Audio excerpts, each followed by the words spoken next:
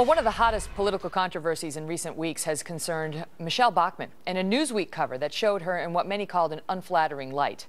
The cover story was titled Michelle Bachmann, Queen of Rage. A lot of people have said this is similar to what Governor Palin saw during her White House run back in 2008. Let's bring back former Republican governor of Alaska and Fox News contributor Sarah Palin. Governor, you know, the portrayal of Michelle Bachmann on that cover was so controversial that even the National Organization of Women, that doesn't normally come out and defend conservatives, came out and said that was sexist. What did you make of it? Well, I'm glad that Now finally did speak up on behalf of a female candidate. You know, I don't think that they ever saw fit to defend any of my positions or any of the attacks that I undertook. So I've dismissed National Organization of Women as being a group that will only support those who share their political beliefs. But anyway, so I was glad to see that they came out, though, and said that it wasn't a fair cover of Michelle Bachmann.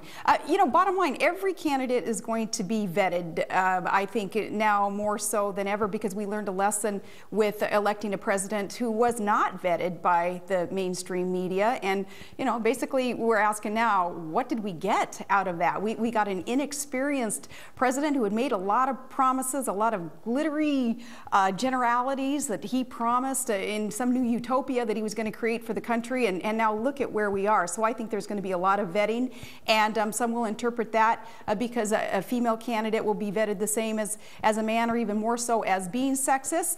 I don't know if I'd characterize it as sexist. I would just characterize it as being the new normal. In a way, it's quite healthy, though. Again, learning a lesson from electing Barack Obama, who was not prepared to be our president. We need someone with executive experience, someone who has gone through the fire, someone who the American public knows their background. They know their associations, they know what has shaped them, and they know where that person is coming from in order to apply policies that affect our daily lives. You know, the person who runs Newsweek and the Daily Beast, Tina Brown, stood behind the cover of Michelle Bachmann. And that was sort of a woman behind a decision that, you know, arguably was sexist towards another woman.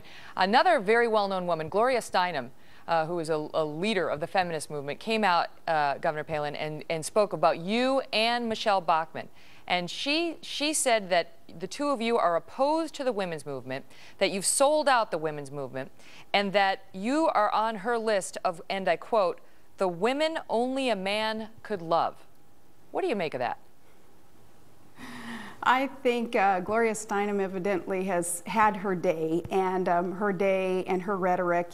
It's over. It's very passé. People like Michelle Bachmann and me and millions of other women who we work inside the home and outside the home. We raise families. We run businesses. We run for office. We put others before self, and we desire to serve something greater than self in order to make the world a better place. Megyn, and you do the same thing. We are the women's movement. We are illustrating equality and empowerment of other women. And someone like Gloria Steinem, you know, I'm sure that she added some healthy debate back in the day, but her vision of what a woman should be or could be is evidently not what conventionally now women who are feeling empowered and wanting to help change the world, because we do believe in equality.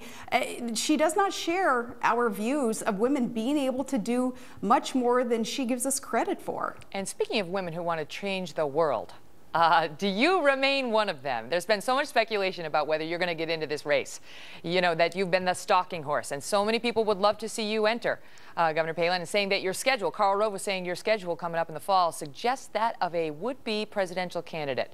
Are you still considering it?